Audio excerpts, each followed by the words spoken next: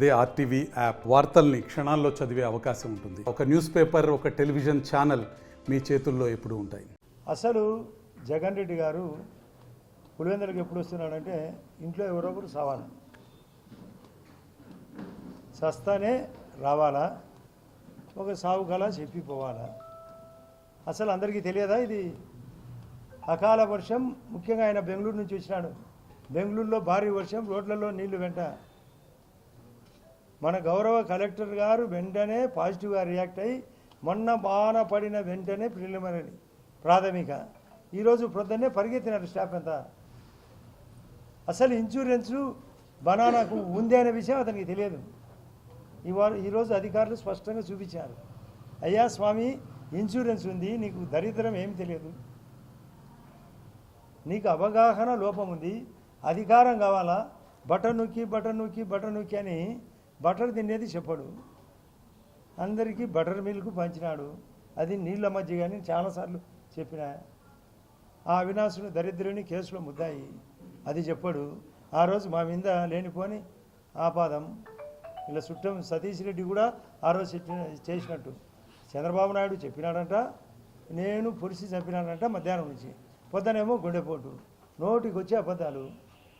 అధికారం పోయింది, డబ్బు కలెక్షన్ పోయింది, అవినీతి అందరూ పారింది. అవినీతి ఏమి చేయలేక మొన్న మీరు గమనించిన జనవరి 13 నాడు వాళ్ళ ఇంట్లో ఒక డాక్టర్ చనిపోతే వచ్చినాడు, ఒక డిఎస్పీ గారిని మురళీ నాయకుని పిలిచినాడు.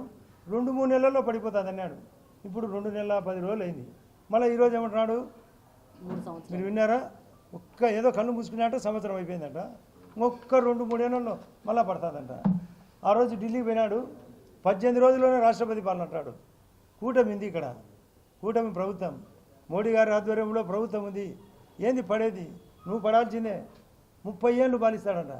మేము 30 తరాలు, ఈ కూటమి 30 తరాలు ఉంటుంది, శాశ్వతంగా ఉంటుంది. 2047కు ప్రపంచంలో 3వ స్థానం కాదు, 1వ స్థానానికి వచ్చేదానికోసం ఈ కూటమిలో ఉండే ప్రభుత్వం శాశ్వతంగా, మేమందరం లేకపోయినా ఈ ప్రభుత్వం ఉంటుంది. మేము లేకపోవచ్చు, మేము ఉండేది 20-30 ఏళ్ళు. ఈమెగా ఎక్కువ రోజులు ఉండొచ్చు, మా భూపేశ్ ఇంకా ఎక్కువ రోజులు ఉండొచ్చు. కానీ తరతరాలు ఉండేది ఒకటి. జువారీ ఫ్యాక్టరీ వాళ్ళు రాసింటారు, తరతరం నిరంతరం జువారీ అని, సిమెంట్ అని. మాది తరతరం నిరంతరం ఈ కూటమి ఉంటుంది, శాశ్వతంగా ఉంటుంది. నీకు శాశ్వతంగా చెక్కు పెడతాం. నీది అవినీతి ఎక్కువైంది. ఇప్పుడే మా వాసిరెడ్డి గారు చూపించినాడు, ఆయన మహానుభావుడు. ఈమె ముత్తుకుంటుంటుంది వాని అవినీతి తట్టుకోలేక. పెద్ద గొప్ప మాటలు. అసలు నీళ్లు, కరెంటు, నీళ్లు ఈ ఊర్లో సమస్య లేదా? వీళ్ళు వచ్చినా కానీ పికప్ అయింది. పులివెందుల్లో తాగునీళ్ళు లేవు అతని ముఖానికి.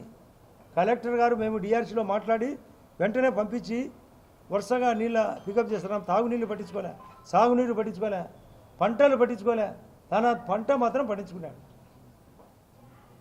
అసలు ఇన్సూరెన్సు, ఇన్పుట్ అంటే పదానికి అర్థం తెలుసా? రోడ్లు ఎప్పుడైతే పెరుగుతాయో రైతులు బాగుపడతారు.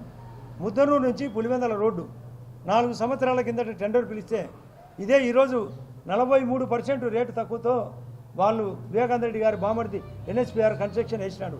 దానికి రైతులకు సంబంధం ఏమిటంటే, ఎప్పుడైతే పొలాల వెంట రోడ్లు వెంటాయో కూలీలు త్వరగా చేరుకుంటారు, వాన పడినా సకాలంలో చేరుకుంటారు, రేట్లు పెరుగుతాయి. ఈరోజు 43%, ఆ రోజు 5%. మేమందరం పిటిషన్ పెట్టి క్యాన్సిల్ చేయించినాం. అతని ధనదాహానికి అర్థమే లేదు. పాడా పన్సు, ఏడాపేడా అన్ని పత్రికల్లో రాసినారు. అడ్డదిడ్డాలుగా వాళ్ళకి ఇచ్చినాడు. కనీసం వాళ్ళకు బిల్స్ పేమెంట్ ఇచ్చినాడా? అది ఇవ్వడు. నీళ్ళు ఇచ్చినాం, పైడిపాలానికి, చిత్రావతికి కావాల్సిన నీళ్ళు ఇచ్చినాం. నీళ్ళు తీసుకుపోవాలి కదా గమ్యానికి, పట్టించుకున్నాడా? పట్టించుకోలే. Case serious. మేమేమో ఆ రోజు చేసినామన్నారు, ఈరోజు సునీత రాజశేఖర రెడ్డి చేసినామని ముత్తుకుంటారు. వాళ్ళేమో అన్న చేసినాడని ఆమె అంటుంది, ఆయనేమో చెల్లెలు చేసినాడని ఆయన అంటాడు. ఎవరు చేశారో చెప్పాలా మీరు? మేము చేసినామా? సునీత రాజశేఖర్ చేసినాడా? జగన్ రెడ్డి చేసినాడా? అవినాష్ రెడ్డి చేసినాడా? మీరు చెప్పాలా? అంటే అతను మాట తీరు ఏ విధంగా ఉంటుందంటే, ఓ సామెత ఉంది, నో నిజం అదే జగనిజం.